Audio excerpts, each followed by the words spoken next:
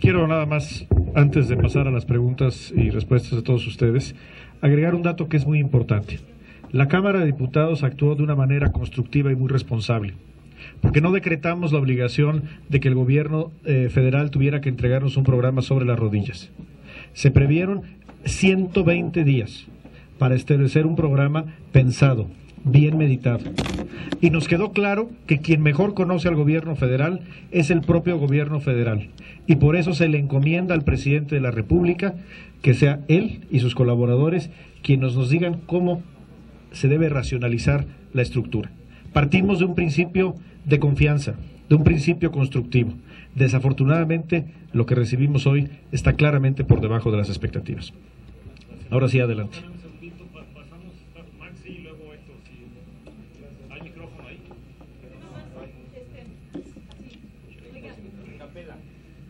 Yo nada más quisiera que me precisaran, por ejemplo, ¿cuánto debía el gobierno federal reducir realmente en este proyecto de 3 años?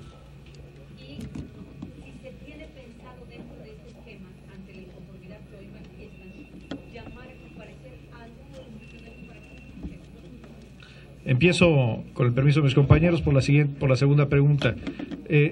Por supuesto que nos interesa entender el alcance de este programa y cuáles son las motivaciones que pudo haber tenido el Ejecutivo Federal para enviar lo que a todas luces parece un esfuerzo incompleto, un esfuerzo insuficiente.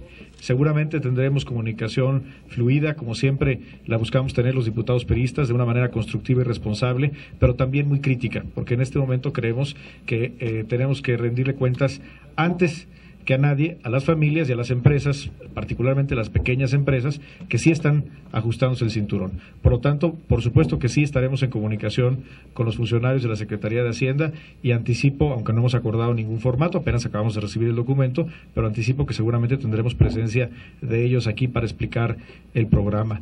¿Cuánto debía haber sido la reducción? Es difícil dar una cifra puntual, pero demos algunos parámetros de referencia.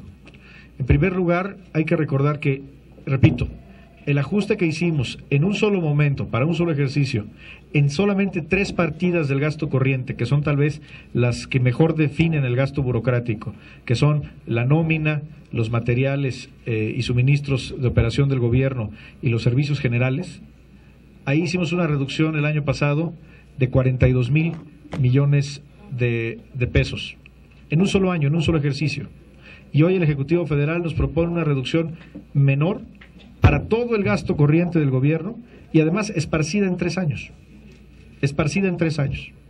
Entonces nos parece difícil de creer que este es el máximo esfuerzo, que esto es lo más que puede hacer el gobierno federal cuando se le da el tiempo y se le da un voto de confianza para que ellos de una manera cuidadosa, profesional, hicieran un programa de reajuste al gasto.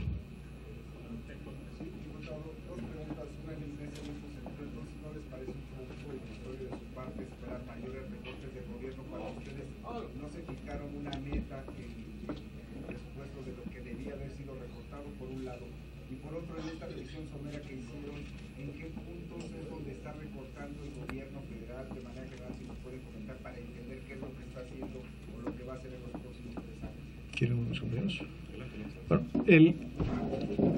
la Cámara de Diputados le dio un voto de confianza al Ejecutivo Federal, porque el tema del gasto corriente fue una de las grandes discusiones que tuvimos en este presupuesto. Hay que recordar que la Cámara reasignó en total 107,000 millones de pesos, de los cuales el 85% fue gasto corriente, que se trasladó en su mayoría a gasto de inversión. Por lo tanto, el tema fundamental de discusión para la elaboración o para la aprobación del presupuesto 2010 fue el gasto corriente. Y llegamos a la conclusión de que un programa de gran calado, un programa que realmente, como lo dice el artículo 18 que leyó Sebastián Lerdo de Tejada, reorganizara el gobierno, lo reestructurara, tiene que armarlo el propio Ejecutivo Federal. ¿Qué nos queda a la Cámara de Diputados ante esto que calificamos desde ahora como un esfuerzo insuficiente? Pues bueno, nos queda primero revisar el programa, entenderlo y darle seguimiento en el uso de las facultades que tiene la Cámara de Diputados, pero también, como ya se ha dicho aquí, sienta las bases para un proceso de aprobación del presupuesto 2011 en el que nuevamente los diputados, y por lo menos estoy seguro todos los diputados peristas, habremos de hacer un gran énfasis en que hay una mayor reducción del gasto burocrático de la Administración Pública Federal.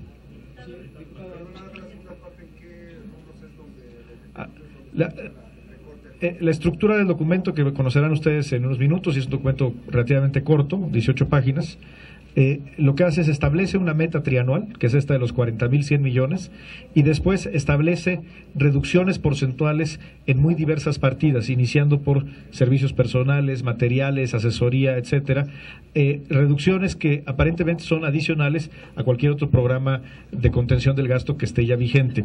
Entonces, no hemos todavía llegado al punto de cuantificar cuál es el origen de estos 40.100 millones de pesos. Sin duda será interesante escuchar la opinión de Hacienda al respecto, porque tal vez el detalle del documento no nos permita llegar a esa precisión, pero la estructura es esa: una meta global, trianual, para los 3 años, pues, y después una serie de porcentajes de reducción en diversas partidas del gasto corriente. Hasta ahora lo que hemos visto en el documento no hay una indicación precisa en ese sentido, parecieran ser más generalidades. No sé, diputado Lerdo, si... Me parece que ha sido muy claro el diputado Videgaray. Sin embargo, la pregunta de reducción de plazas motiva justamente la reflexión de este análisis que hemos venido comentando con ustedes a lo largo, prácticamente desde que se instaló esta legislatura. Cuando revisas cifras, y son cifras oficiales, cuando revisas cifras y ves que en el 2001 tenías 89 subsecretarios o nivel salarial equivalente, y en el 2009 tienes 1,011 subsecretarios o nivel salarial equivalente, porque el gobierno ha dicho, no es cierto, no son 1,011 subsecretarios. No, son 1,011 funcionarios que ganan como subsecretario, tienen estructura como subsecretario, oficina como subsecretario, parecen subsecretarios. Sagaz que soy, asumo que son subsecretarios. Cuando tienes estas cifras que, más allá de la anécdota, nos parecen indignantes, bueno, a mí me parecería que la respuesta lógica es: pues regresen a 89 subsecretarios o nivel salarial equivalente y ahórrate todos los demás. Ese es el espíritu del artículo 18 del decreto de presupuesto de egresos de la Federación.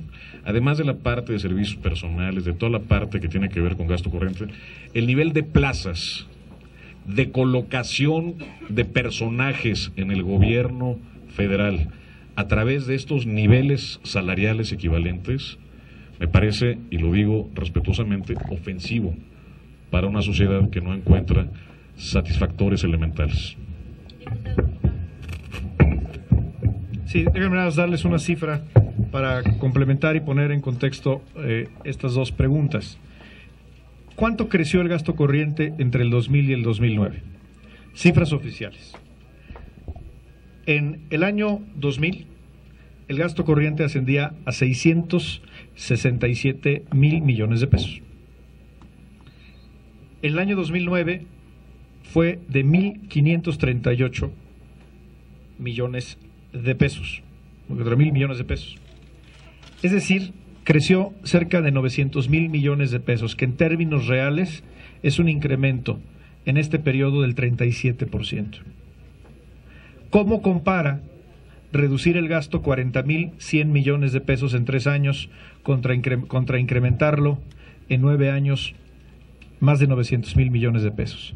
Yo creo que es una cifra francamente pequeña, francamente que no está a la altura del potencial y, sobre todo, repito, a la altura de la economía de las familias mexicanas que sí se están apretando el cinturón, de las pequeñas empresas que están teniendo que recortar personal, del consumidor que sube su automóvil y tiene que pagar cada vez más gasolina, más por la gasolina, porque el gobierno ahí sí está incrementando los precios de los combustibles.